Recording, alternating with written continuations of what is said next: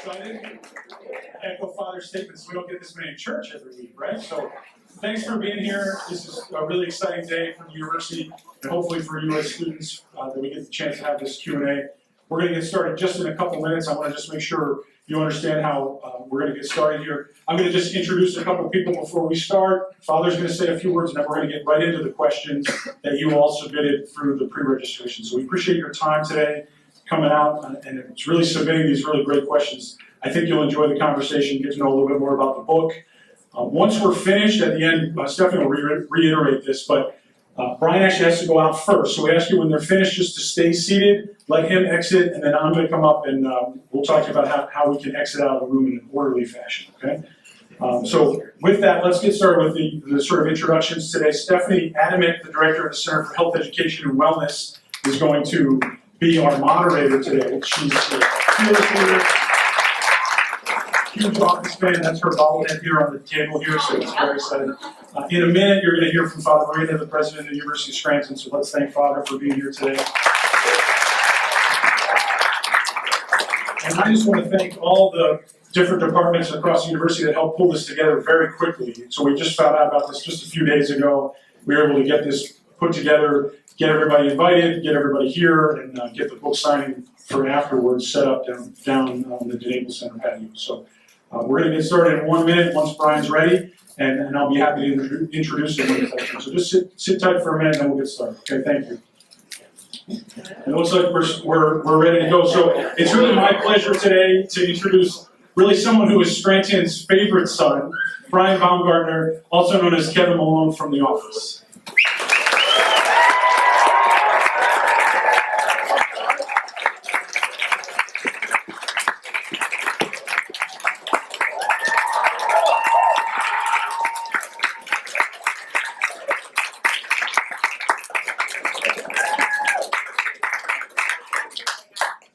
Brian, thanks for being here. It's now my pleasure to introduce Father Marina, the president of the University of Scranton.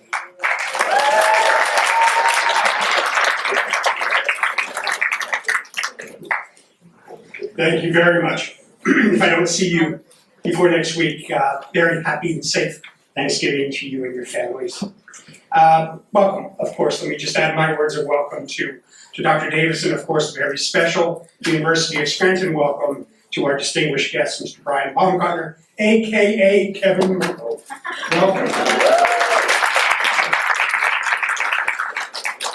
I would be remiss if I didn't thank one of our very faithful alumni, Mr. Tim Holmes, who always keeps his alma mater, and especially you, our students, in mind, with all things related to NBC's The Office. Tim, there you are. Thank you.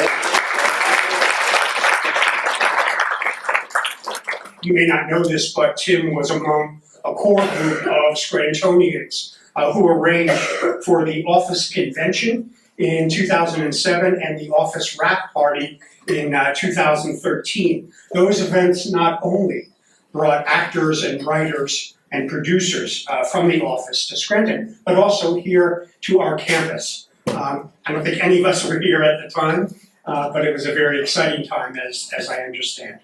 So, thanks, Tim, for arranging today's Q&A as well, and to any of the staff members present who helped to prepare for the event. So, at this time, and on behalf of the University of Scranton, I am very pleased to mark this special occasion by presenting you, Mr. Baumgartner, with an honorary certificate from the university. I'm going to read it first, and then I'll come up on stage to present it. Here's what it says. The University of Scranton hereby presents an honorary certificate of Scrantology to Brian Baumgartner in recognition of his extensive knowledge of all things Scranton, acquired through extensive research for his book titled Welcome to Dunder Mifflin, The Ultimate Oral History of The Office. And this certificate is issued 18th day of November in the year of our Lord, 2021. Congratulations.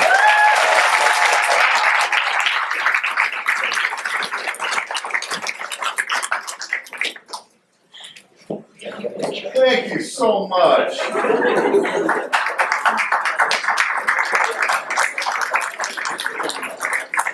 Congratulations. Okay, everyone I work with is fired for not telling me about that.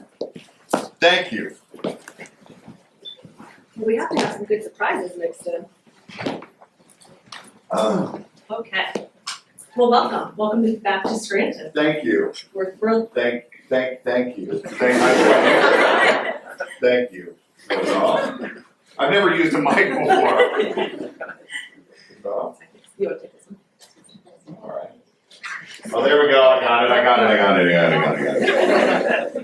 it. Great. Well, we have some questions for you. Our students submitted well over 300 questions, so we're going to do all 300 if you're okay with it. Perfect. Let's go. Rapid fire. No.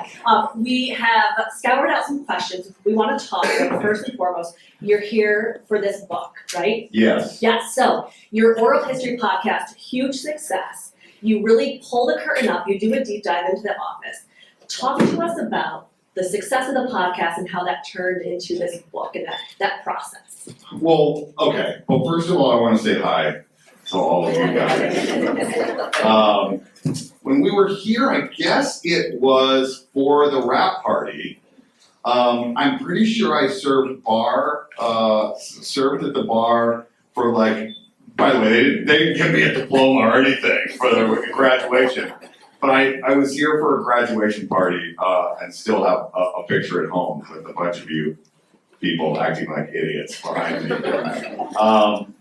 I started the journey of the podcast, which I don't know if any of you have heard, but because I had a central question, right, which was the show so that you guys have, part of it was actually for you and people of your age, right? So when the show started and eventually became a hit, it was a hit. It was like NBC's top show.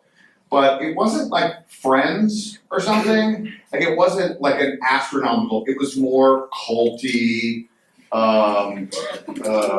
more like there were rabid fans of the show, but it didn't sort of hit this stratosphere.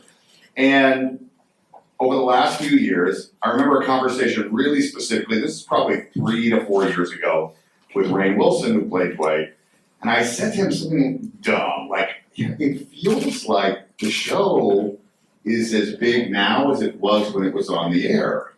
And Rainn just like, he didn't pause. He was like, oh no, it's way bigger now. Like, it's way bigger now.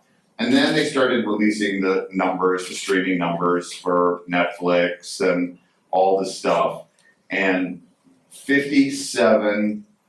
over 57 billion minutes were streamed on Netflix alone in 2020. That doesn't count Comedy Central, that doesn't count DVDs, that doesn't count iTunes or wherever else you can legally or illegally watch it. And so it was like, what is happening? And you know, there's the new shows, right? That people talk about what? Stranger Things or Squid Game, which is really fun if you haven't seen it. Succession, all of these like big shows that are being made right now. And yet more people are watching The Office right now than any other show on television. And so my question very simply was, why? Like what, how, this doesn't happen, you don't grow 8 years since you filmed a scene. So I wanted to go back and one, tell the story, but it was really important for me that it wasn't just like, this is what happened, and then this happened, and that was funny, or whatever. It was, I really wanted to like explore and kind of jokingly turn into a journalist and go like, really, like what happened? And was it the cast that was hired? Was it the writers that were brought on? Was it the way the show was shot, the camera as a character? Was it Scranton? What happened that now has made it bigger than it ever was then? And so that was really why this journey happened. So very quickly to answer your specific question, Spotify, who we had a partnership with, they were like, let's tell the story. And so we'll do 12 episodes in like 40 minutes, which is like, I don't know math, but like 8 hours-ish. And then I sat down, the very first interview I did was with Rainn Wilson. And we sat down for over 2 hours. And then Carell comes in at like 3.5. And Jenna and Angela, Greg Daniels was 4.5 to 5. And suddenly we have well over 100 hours of recorded material with 44 people that we have to cut down to 8 hours, which included me sort of like narrating through. So I was like, well, I think people want more of the story than this. So we were able to use more voices talking about specific moments in time. And that's really where the book came out. And then the second thing, which I think people will really like, and this is kind of a cool story that you may not know. Right about, I think, like the second year of the show, you have a photographer from NBC, right? And his job is to come in, you know, when Kathy Bates shows up or whatever. You know, like when you're doing a big scene and NBC wants a picture of these people. And he comes in about once a week, chooses a day, and takes pictures. Well, about the second season, again, just a photographer. He falls in love with Kate Flannery, who played Meredith. They're now partners. They've been together like 15 years. And so he was the NBC photographer, right?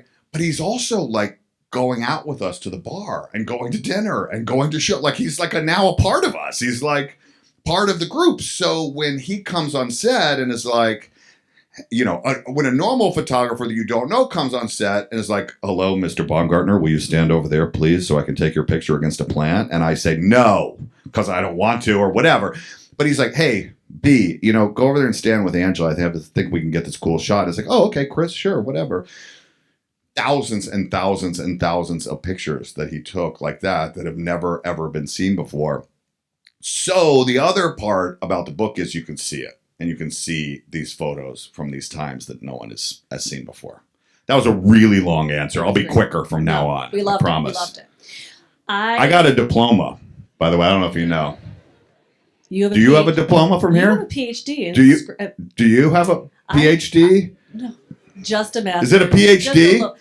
Am I a doctor? You're a doctor of Scranton. Yes. Yeah. Absolutely. Doctor. Yes. Sure. Would you like me to refer to you as doctor from now on? Yes, actually, I would. Okay, Dr. Kevin. All right, okay. thank you.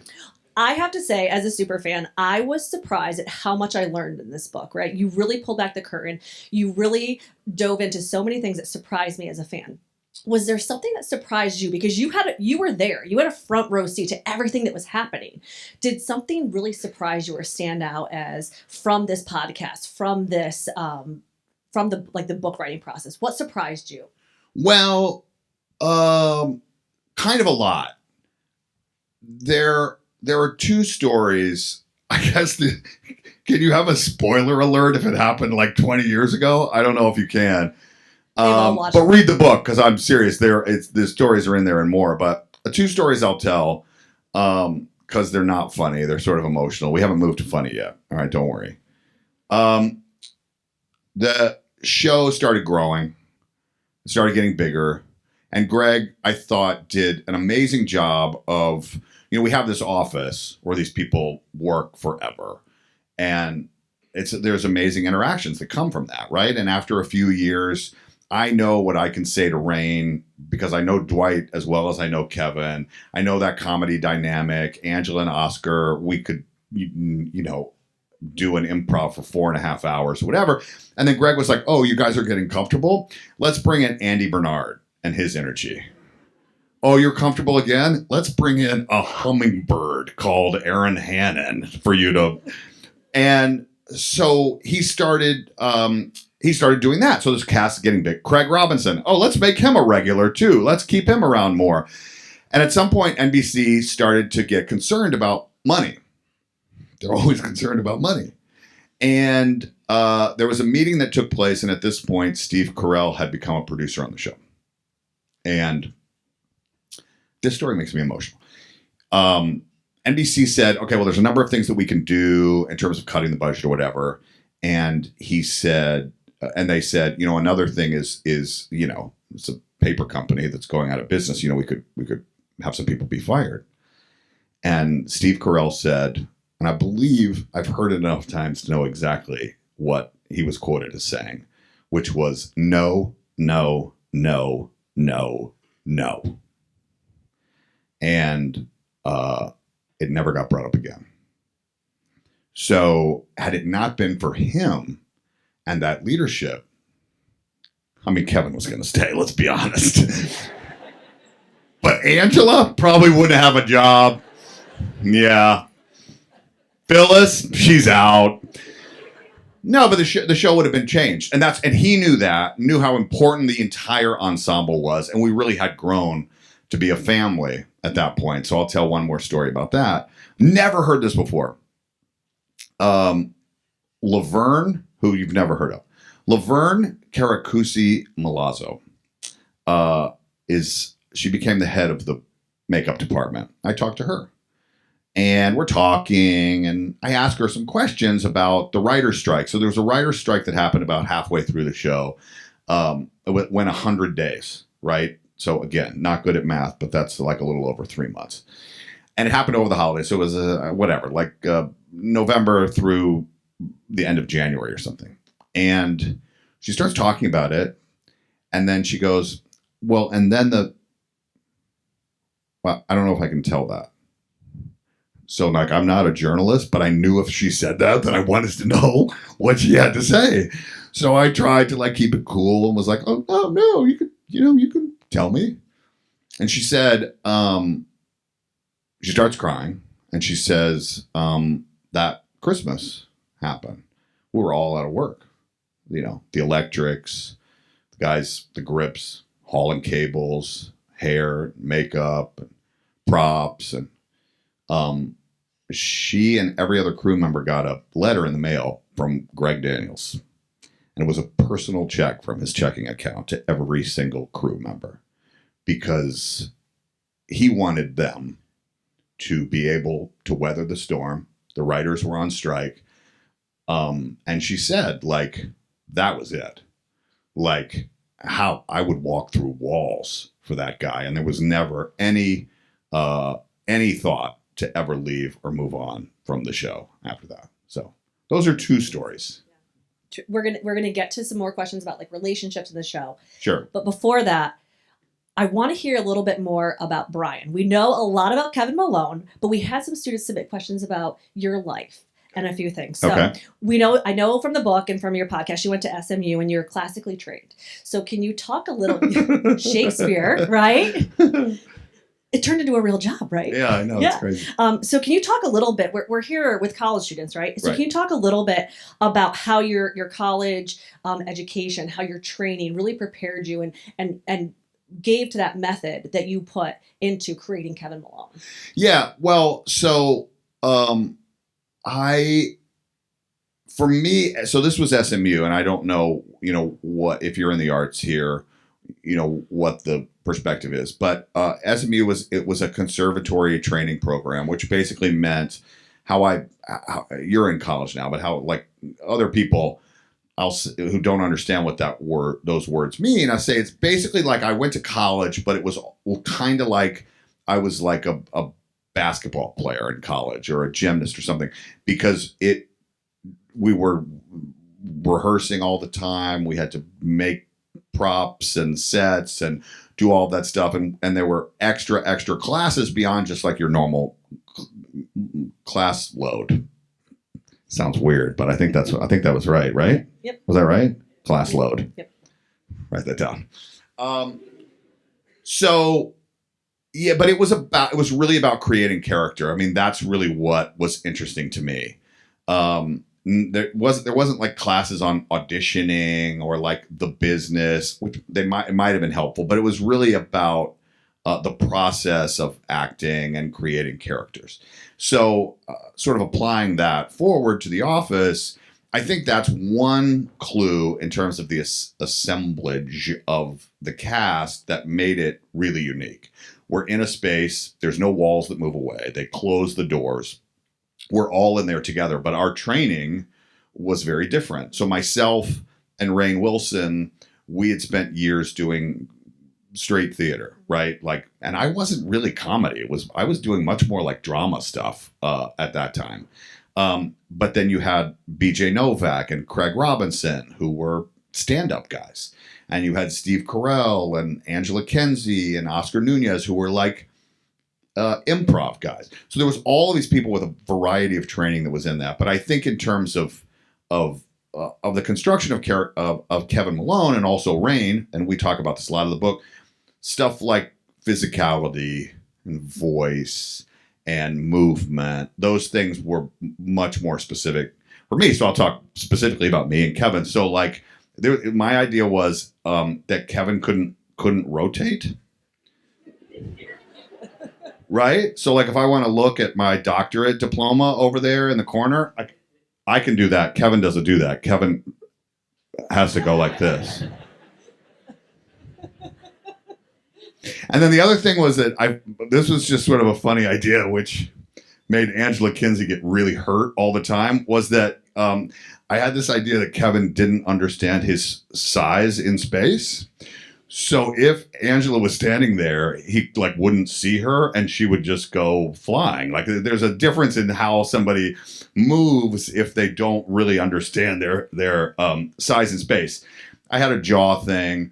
It informed the voice and a specific expression. But so all of those things were attempted to be sort of weaved together. Whereas, for other people, it was very different. But to answer your question, that it was really for me about character construction. That's where I came from. And so that's why Kevin is different than me. And how is Kevin like you? That was another question we had from students. Are there any similarities? He and I play basketball exactly the same. We both like to gamble a little bit. I hope that this is true. My theory is that people love Kevin so much because I think he has an intensely good heart.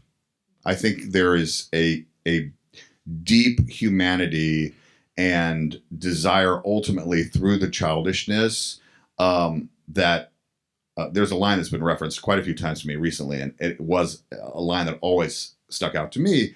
There's this episode where this premise is so stupid, but basically there's some parking spaces that they need to get back, and Kevin's tired of walking, essentially. They meet the 5 families and they do all this negotiating. But at the end of that episode, Kevin has a line and he said, "It's just good to win one." And I feel like that humanity in him translates into many other smaller moments. And I hope that at least part of that comes from me. I'm Snyder for sure. More Snyder. Sure. You're a doctor. You guys aren't really helping me. I don't know why I keep looking at you. Okay, a couple more questions about you. First job. My first job, I guess officially that I got paid for. When I first graduated from college and I started working in theater, and I did start working pretty quickly, but I could also say I was a host. I couldn't do the waitress thing At a restaurant. Yeah, I was a host. What Other kind of host could you be? There's several kinds. Oh, okay. So what kind of restaurant was it? It was a German restaurant in Minneapolis, Minnesota, called the Black Forest Inn. Ooh, German food. Wow.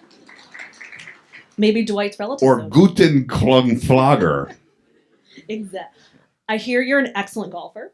Yes. Single digit handicap. That is true. What is it? 6. It's pretty impressive. Today, it's 6.9. Fantastic. That for us golfers, that deserves a round of applause. 6.4. Best celebrity golfer you've golfed with. I've seen you've golfed with a lot of famous people. Most famous person I've golfed with, or best? Both. Dual question. The best, John Smoltz, who was an old pitcher for the. Oh no, I'm sorry. The best is Bill Wilson. The what was the other one? Most famous celebrity. Well, I guess Phil Mickelson then too, or no, Michael Jordan. Aaron Rodgers too, right? Aaron Rodgers too, but Michael Jordan beats Michael Aaron Jordan. Rodgers. Oh, I'm big pretty time. sure. Big time. Okay. No, I didn't play with Obama. Who else would it be? Who would be more than MJ? That's very true. Okay. Okay. You win. Okay. So let's go back to the show a little bit. You say that in Scranton you'll always be known as Kevin Malone. How do you think that Kevin, though we talked a little bit about Kevin, how do you think he evolved over time in the show? I think he evolved quite a bit. I think I can talk all this fancy stuff about character construction, but ultimately it's about the writers and what they write. And so the writers really fell in love with Kevin's childlike sensibility. And I think also the humanity, but his childlike sensibility. And so they started writing things that at the very beginning of the show, I would say are sort of character inconsistent. I would say they just started leaning into something else. What I always tell people though is go back and watch the first season of The Simpsons. Homer don't sound like Homer. Homer is very different. And so I have a really nerdy acting justification for how he started to evolve, and it goes like this. Kevin, when the cameras got introduced and they started shooting a documentary, Kevin was very, very shy of the cameras. And as he became more comfortable, probably went out for drinks with some of the camera guys afterward, he started to get more comfortable and more of his true personality came out. So that's my actor justification for how Kevin began to change as he got more childlike. Well, like in other words, like here's a perfect example, right? In the second episode of the show, Diversity Day, and he's wearing a thing on his head that says Italian, which is not a race, to be clear. And he says very dryly, maybe some spaghetti. Very differently than he would later on. But I think once the writers started to lean into that, right? And again, if he wasn't so nervous of the cameras that were there, he would have said, maybe some spaghetti. Like he would have got the joke and wanted other people to laugh at the really stupid joke. That's like a small example. Let's talk about some of those iconic scenes that you're in. We had, like I said, we had 300 questions submitted. We probably had 100 about the chili alone. That's shocking. So many questions about the chili. Take us through the chili scene. How many takes? Was the pot heavy? All of it. One take. The pot was very heavy. It was full. Yeah, very quickly.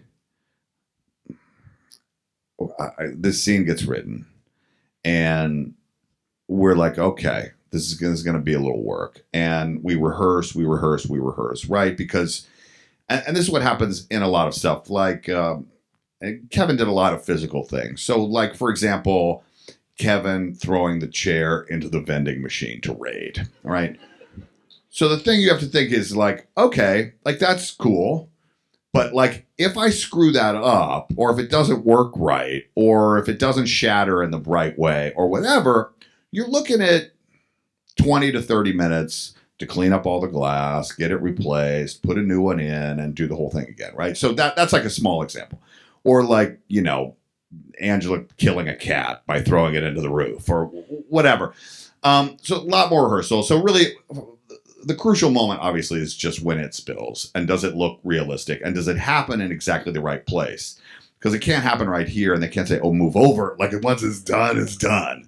Yeah. So I got pulled backstage by, like, this props guy. And he kind of is just, like talking to me like his friend. And he's like, man, so here's the deal. We have 3 pieces of carpet. Because they laid the carpet over the other carpet, so it looks the same, but because you can't clean it's an impossible cleaning job. So they had the carpet come all the way from the entryway around the reception desk over to, we called it like the Jim Dwight clump, the whole thing.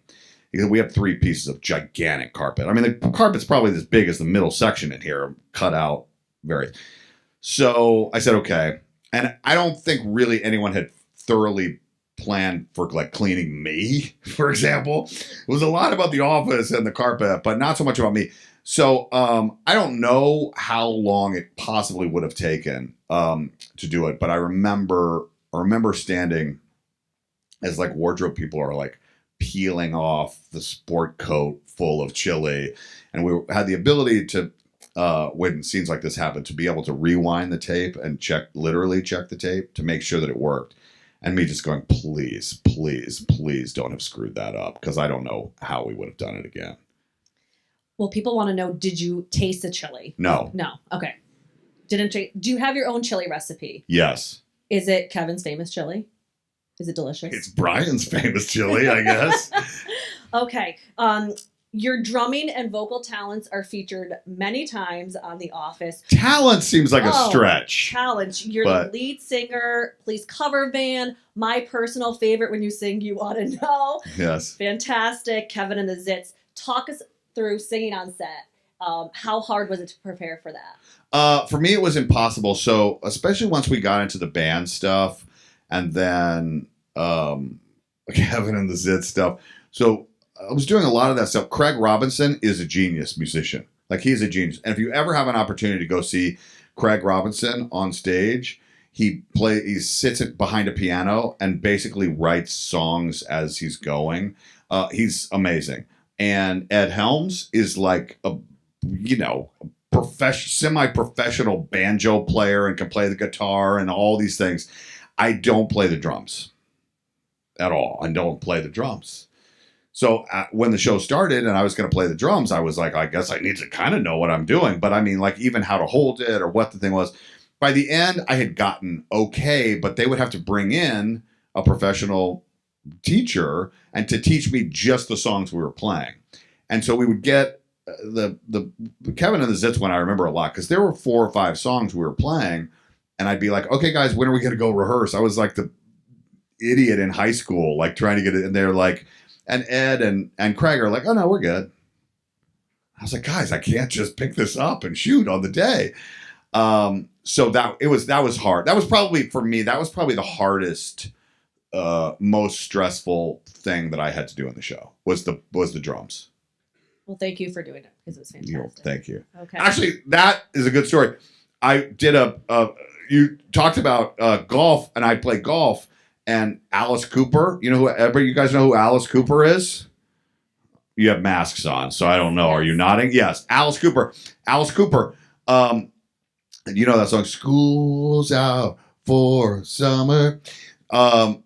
He invites me to this charity event. I get brought from the airport. Alice Cooper is a scary guy, like in public, right? I've never met Alice Cooper. I was coming to. The guy's driving me to my hotel, and he says, tonight it was a golf thing. There's like a benefit concert, and there's a guy from anyway, a lot of huge people are there, singers, musicians. Adrian Young, who is the drummer who wears the tutu on from No Doubt. He was like drumming for this whole thing.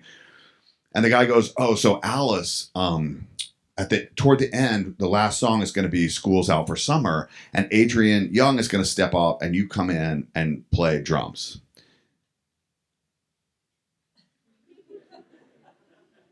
And I was like, how do I say no to Alice Cooper? But I can't do this. Like, because he might murder me on stage if I screw it up. So yeah, I had to explain to Alice Cooper that I didn't play drums. So I was very proud of that. Awesome. Fantastic. Okay. Going back to some questions that our students had about the show. Was it hard to make it through scenes without breaking, or were people constantly breaking during these like hilarious scenes? Constantly breaking. Mindy Kaling's the worst. That was that was going to be your next question. Did you hear that? It was the worst. Yeah. You referenced famous people that came on the show a little bit. So, who was your favorite guest character to work with, or who do you have like a great memory with? I mean, Will Ferrell is awesome and is like as nice a guy as. I think this quote is in the book. I think Jenna Fisher said it to me, that it's as though Steve Carell and Will Ferrell have a internal competition within Hollywood for who is the nicest guy. Like, he is just profoundly nice and was brought into the weirdest situation ever. I mean, he's a big comedy star. And they're like, hey, will you come in when this character that everybody in the freaking world loves is leaving and you're going to replace him? No problem, right? Will, you can do that.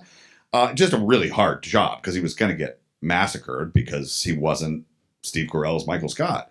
That was cool. For me personally, we're talking about SMU where I went. Kathy Bates went to SMU. And when I was a student there, maybe we'll have the same experience, one of you guys. Kathy Bates came to speak for the show when I was at SMU, and she had just won the Oscar for Misery, and we ended up doing this little show together, not really together, but we were both on stage at the same time. And my mom, speaking of Shakespeare, it was this Shakespearean thrust stage at SMU, and my mom sent to her publicist agent in Hollywood a Shakespearean sonnet book and asked her to sign it. So Kathy Bates inscribed, like I'll do for many of you today, hopefully, inscribed the book to me. And her first day on set for The Office, I knew she was coming. She was in the makeup trailer, and I came in and I said, Kathy, see this book? My mom sent this book to you to sign to me, like however many years before. That was amazing. Cool. Yeah, it's an amazing story. Plus, she's a genius. Like, she's a genius. No, yeah. Absolutely. What was your favorite episode to shoot? My favorite episode now, it changes, but Stress Relief. Stress Relief. Okay. Yeah. So good. Otherwise known as Dwight Sets the Fake Fire Drill one. Amazing. Stanley has a heart attack. Yeah. Amazing. We do CPR. Kevin quits. Amazing. Yeah. Absolutely amazing. How about favorite season? I don't have one. You don't have one? No. Too hard to pick. Yeah. Fantastic. Okay. Question. Did you get to keep any props or memorabilia from the show? I stole a number of things. Tell us about them. Yes. The very first moment, I think I was seeing definitely the first joke that happened, which again shows the childlike aspect of Kevin. Michael Scott introduces in the first episode, says something along the lines of, he's not a great accountant, but he's a great entertainer. And they cut to a shot of me with a giant pencil writing, looking at Oscar to see if he'll laugh at this stupid thing I'm doing. It's a piggy bank, weirdly. It was never used again, but I stole that.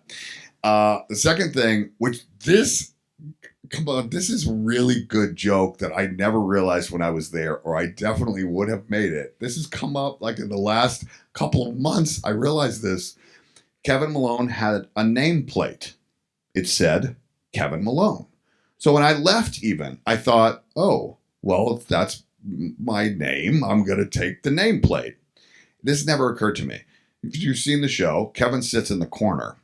He sits in his corner and his back is to filing cabinets. And he's got Angela across from him and he's got Oscar here. And for 10 years, 9 seasons, Kevin had a nameplate that said Kevin Malone that faced only Kevin.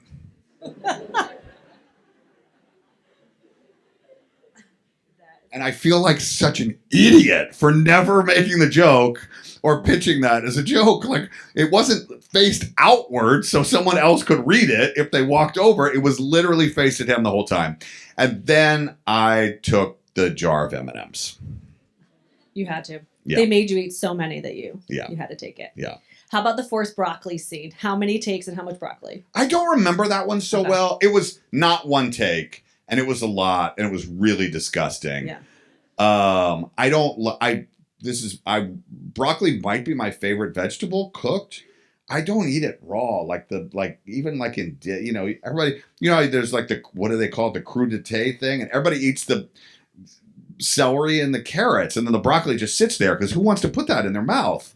That's what she said. Oh, fantastic.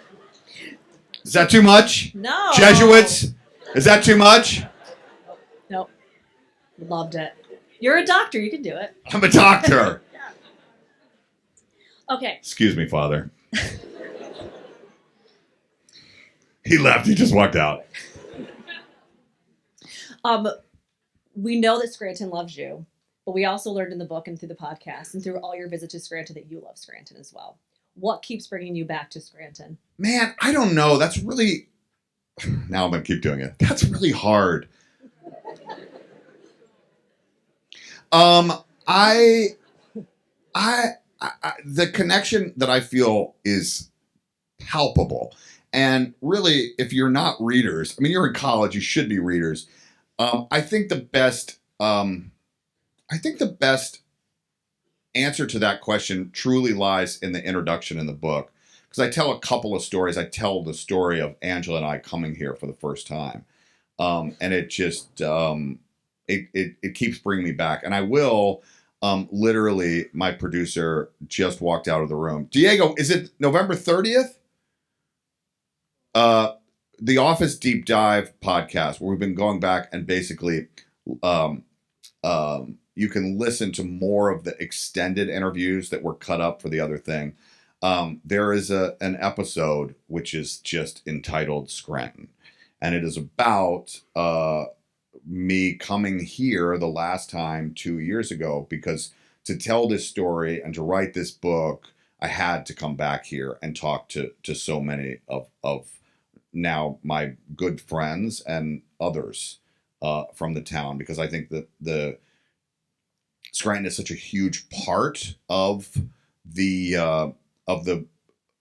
office, and the connection is undeniable. And I feel like you really did justice to our city. It's a relationship, a story of relationships, but it's also a love story of the city too. So thank you for that. Yeah. Okay, couple more questions real quick. We're wrapping up here. Favorite places to visit while you're in Scranton?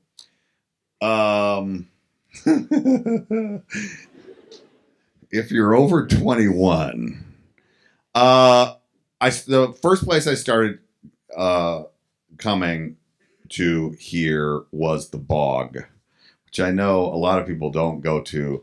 It's very, very small, very small. And then things started to get too crazy for the Bog.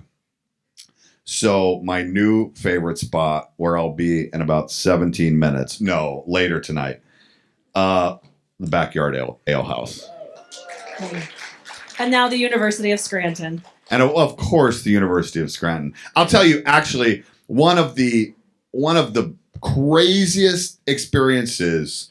You guys don't watch the show, but you at least know what it is. When we were here for the convention, NBC was like, "Oh, maybe we should cover it," and they sent the Today Show and Al Roker, and Al either has.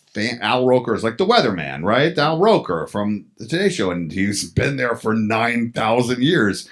And he was here, and the square out there, you cannot even imagine how many people were here that day. I will never forget. And Al was like, "What was happening?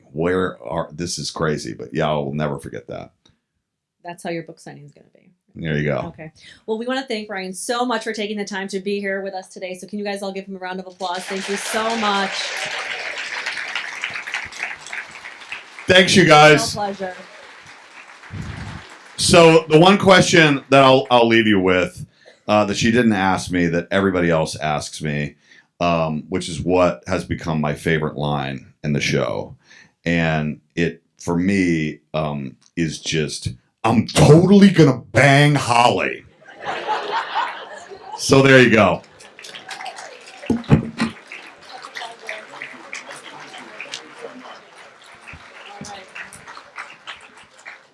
Okay, if everyone's just going to stay seated, we're going to have Dr. Davis come back up, and he is going to raffle off some books. Yep.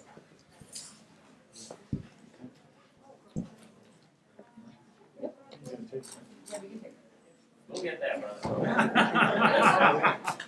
Okay. Thanks you guys so much.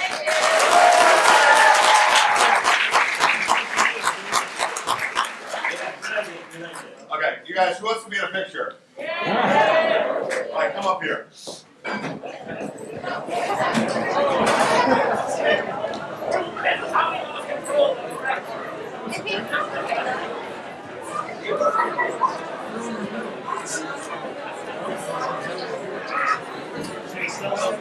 Can we kill those lights up there? Ready? 1, 2. Uh-oh, the lights went out. No, they're good. They're good. They're better. We're good. 1, 2, 3. Got it. Thanks, guys. I'll see you on Popcorn.